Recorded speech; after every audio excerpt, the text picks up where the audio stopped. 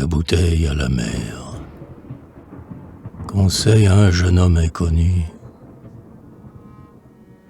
Courage, ô faible enfant, de qui ma solitude reçoit ces chants plaintifs, sans nom, que vous jetez sous mes yeux ombragés du camail de l'étude. Oubliez les enfants par la mort arrêtés. Oubliez Chatterton, Gilbert et Malfilâtre. De l'œuvre d'avenir saintement idolâtre, enfin oubliez l'homme en vous-même. Écoutez.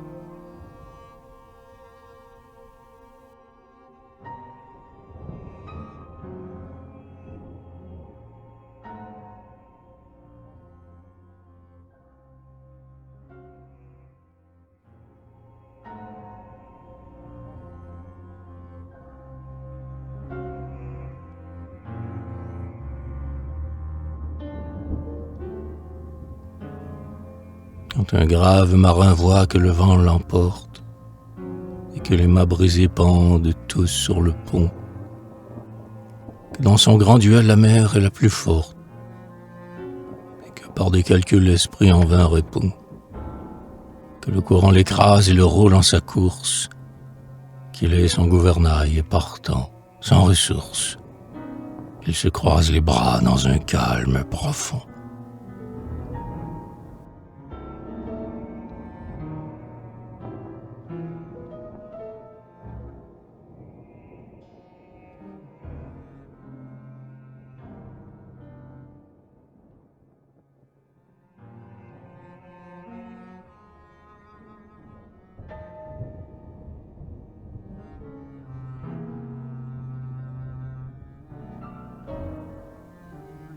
Il voit les masses d'eau, les toises et les mesures, les méprise en sachant qu'il en est écrasé, soumet son âme au poids de la matière impure, et se sent mort ainsi que son vaisseau rasé. À de certains moments, l'âme est sans résistance, mais le penseur s'isole et n'attend d'assistance que de la forte foi dont il est embrasé.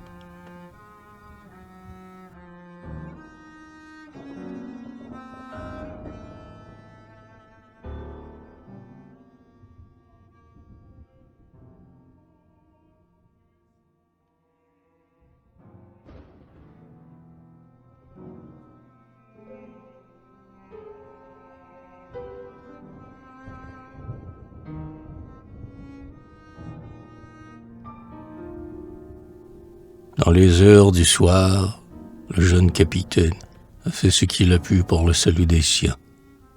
Nul vaisseau n'apparaît sur la vague lointaine. La nuit tombe et le brick court aux rocs indiens. Mais il se résigne, il prie, il se recueille, il pense à celui qui soutient l'épaule et balance l'équateur hérissé des longs méridiens.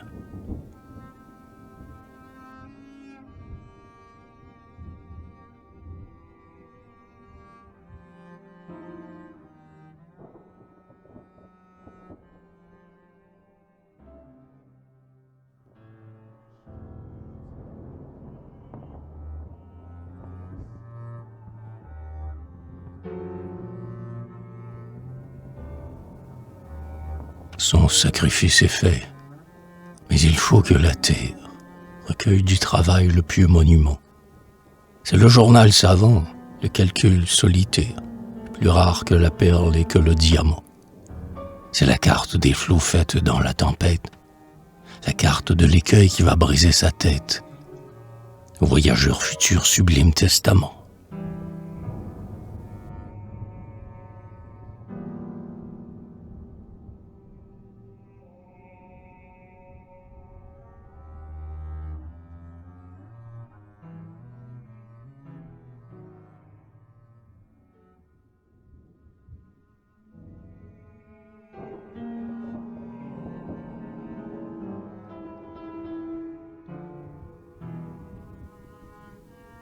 Il écrit « Aujourd'hui, le courant nous entraîne, désemparés, perdus sur la terre de feu. Le courant porte à l'est, Notre mort est certaine. Il faut cingler au nord pour bien passer ce lieu. 6 juin est mon journal, portant quelques études des constellations des hautes latitudes, qu'il aborde, si c'est la volonté de Dieu.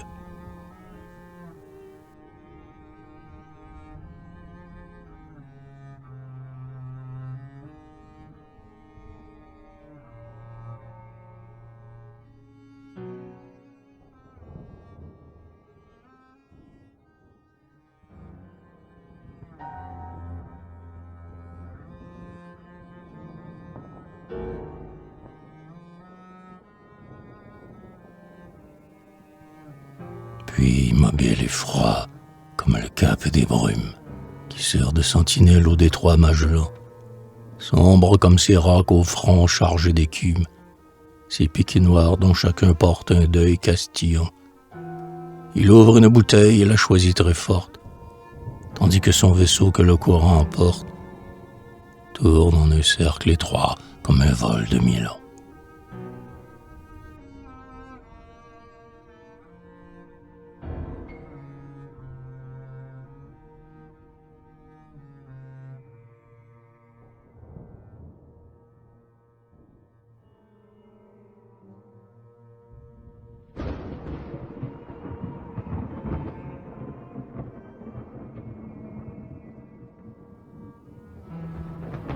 Il tient dans une main cette vieille compagne, ferme, de l'autre main son flanc noir et terni.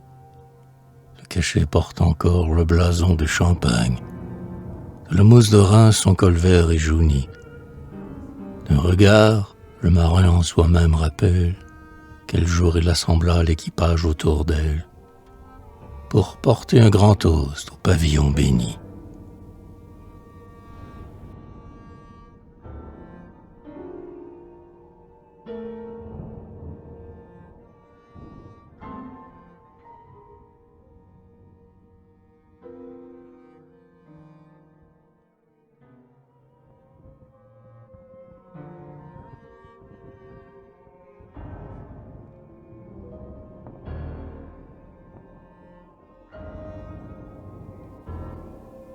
On avait mis en panne, et c'était grande fête. Chaque homme sur son mât tenait le verre en main. Chacun son signal se découvrit la tête et répondit d'en haut par un hurrah soudain. Le soleil souriant dorait les voiles blanches. Les rémus répétaient ses voix mâles et franches, ce noble appel de l'homme à son pays lointain.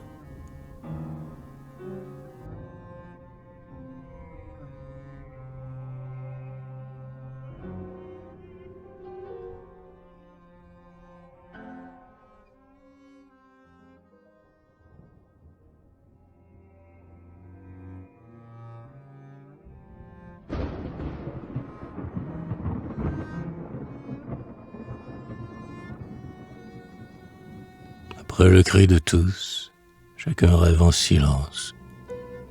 Dans la mousse d'Ailly, il lui l'éclair d'un bonheur. Tout au fond de son verre, il aperçoit la France. La France est pour chacun ce qu'il laisse à son cœur. L'un y voit son vieux père assis au coin de l'âtre, comptant ses jours d'absence. À la table du pâtre, il voit sa chaise vide à côté de sa sœur.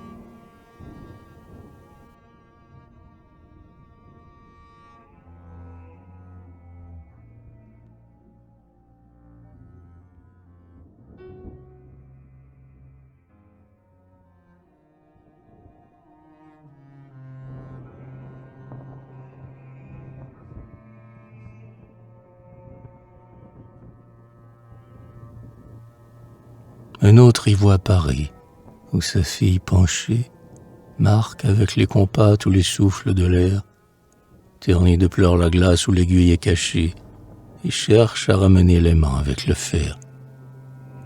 Un autre y voit Marseille. Une femme se lève, court au port et lui tend un mouchoir de la grève, et ne sent pas ses pieds enfoncés dans la mer.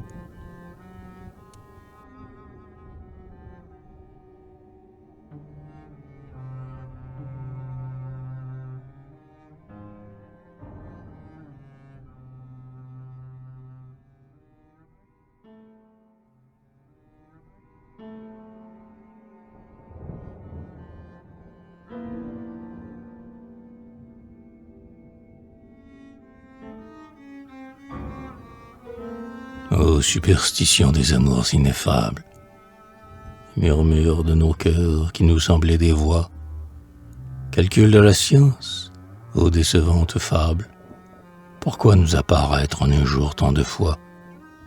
Pourquoi vers l'horizon nous tendre ainsi des pièges? Espérance roulant comme roulent les neiges, globe toujours pétri et fondu sous nos doigts.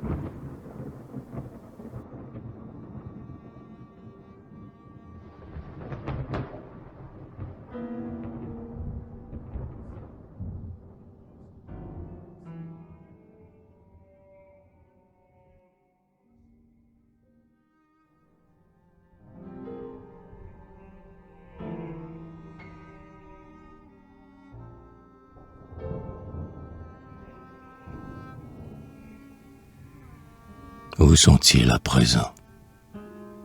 Où sont ces 300 braves, renversés par le vent dans les courants maudits, aux harpons indiens ils portent pour épave leurs habits déchirés sur leur corps refroidi. Les savants officiers, la hache à la ceinture, ont péri les premiers en coupant la mâture. Ainsi, de ces 300, il n'en reste que 10.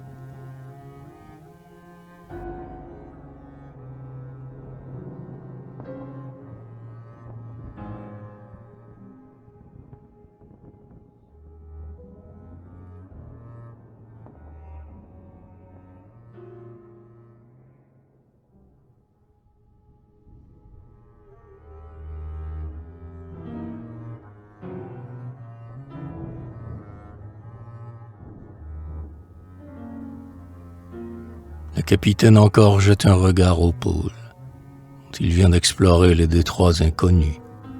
L'eau monte à ses genoux et frappe son épaule. Il peut lever au ciel un de ses 2 bras nus. Son navire est coulé, sa vie est révolue. Il lance la bouteille à la mer et salue les jours de l'avenir qui pour lui sont venus.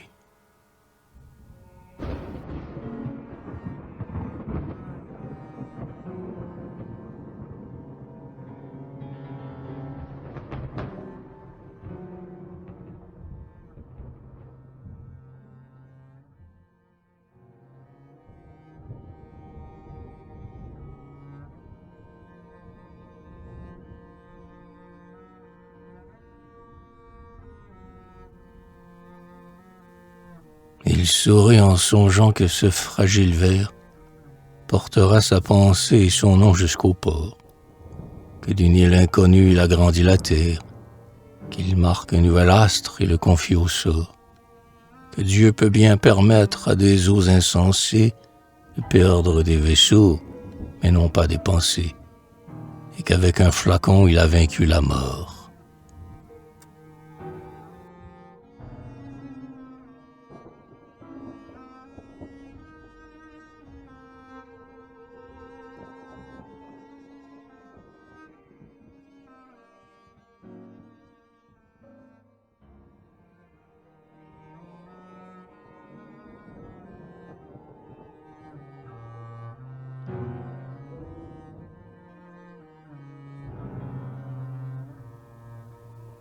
Tout est dit. À présent, que Dieu lui soit en aide. Sur le brick englouti l'onde a pris son niveau. Au large flot de l'Est, le flot de l'Ouest succède, et la bouteille roule en son vaste berceau. Seule dans l'océan, la frêle passagère n'a pas pour se guider une brise légère, mais elle vient de l'arche et porte le rameau.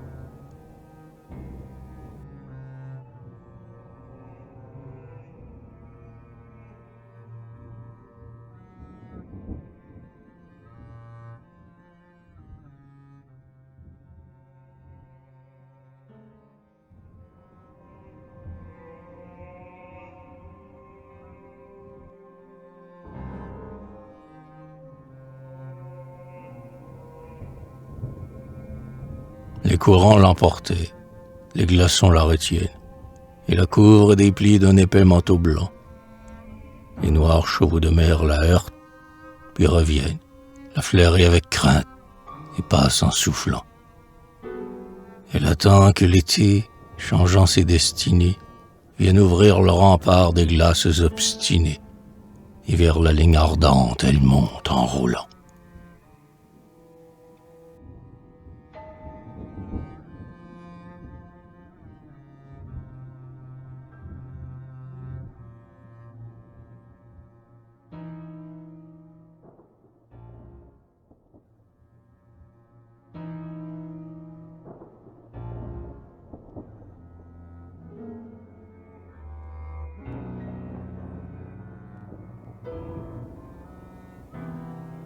Un jour, tout était calme, et la mer Pacifique, par ses vagues d'azur, d'or et de diamants, renvoyait ses splendeurs au soleil du tropique. Un navire y passait majestueusement. Il a vu la bouteille aux gens de mer sacrée. Il couvre des signaux sa flamme, dit après, lance un canot en mer et s'arrête un moment.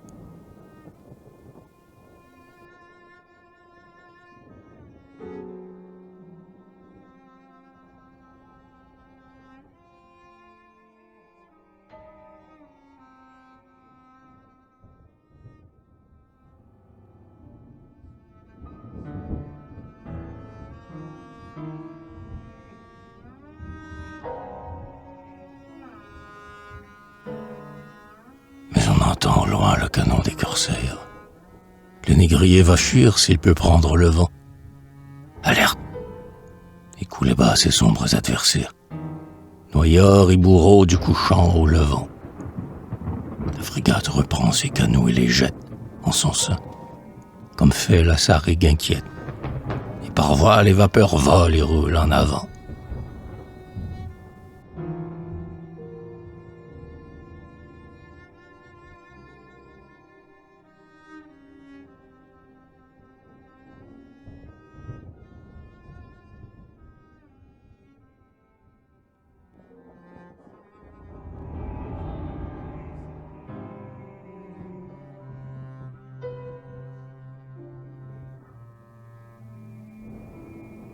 Seul dans l'océan, seul toujours, perdu comme un point invisible en un mouvant désert, l'aventurière passe errant dans l'étendue et voit tel cap secret qui n'est pas découvert. Tremblante voyageuse à flotter condamnée, elle sent sur son col que depuis une année, l'algue et les goémons lui font un manteau vert.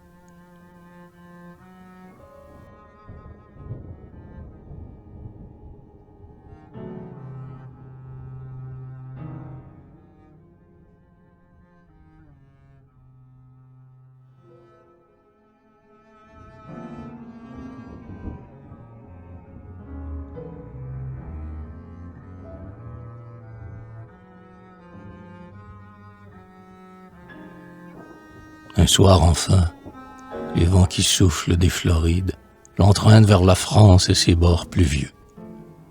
Un pêcheur accroupi sous des rochers arides tire dans ses filets le flacon précieux. Il court, cherche un savant et lui montre sa prise, et, sans l'oser ouvrir, demande qu'on lui dise quel est cet élixir noir et mystérieux.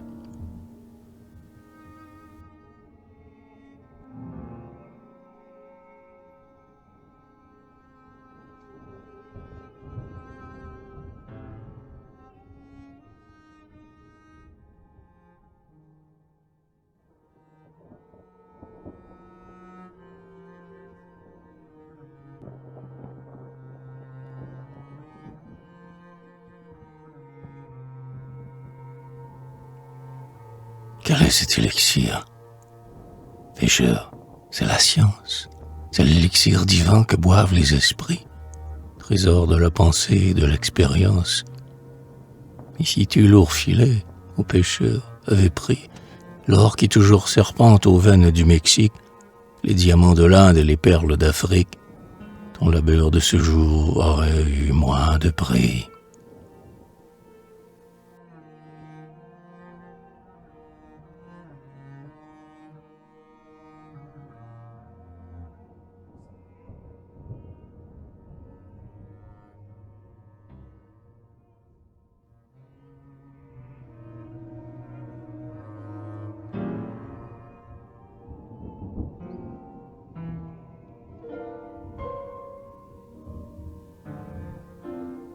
regarde, quelle joie ardente et sérieuse.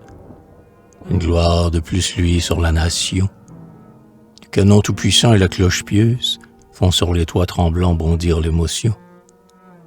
Aux héros du savoir plus qu'à ceux des batailles, on va faire aujourd'hui de grandes funérailles. Lis ce mot sur les murs. Commémoration.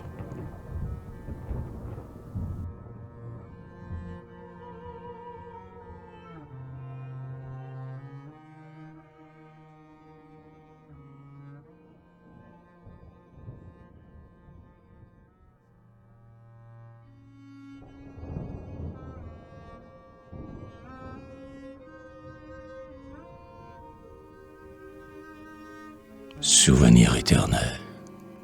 Gloire à la découverte. Dans l'homme la nature égaux en profondeur. Dans le juste et le bien, source à peine entr'ouverte. Dans l'art inépuisable, abîme de splendeur. Qu'importe, oubli, morsure, injustice insensée, glace et tourbillon de notre traversée. Sur la pierre des morts croît l'arbre de grandeur.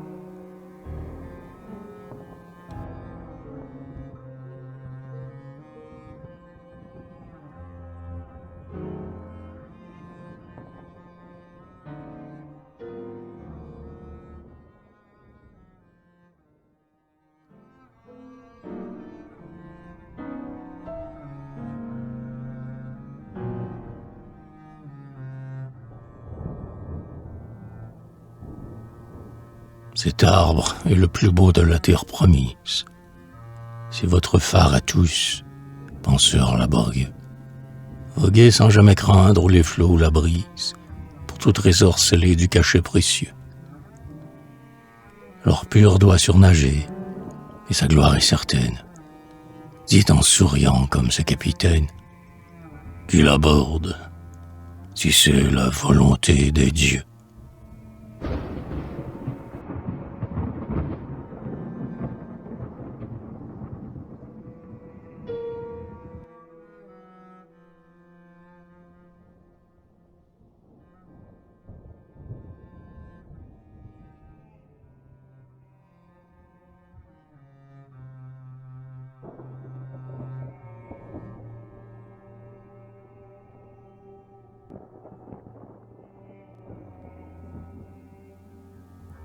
Le vrai Dieu, le Dieu fort, le Dieu des idées. Sur nos fronts, le germe est jeté par le sort, répandons le savoir en fécondes ondées. Puis, recueillons le fruit tel que de l'âme il sort, tout empreint du parfum des saintes solitudes, jetons l'œuvre à la mer des multitudes. Dieu la prendra du doigt pour la conduire au port.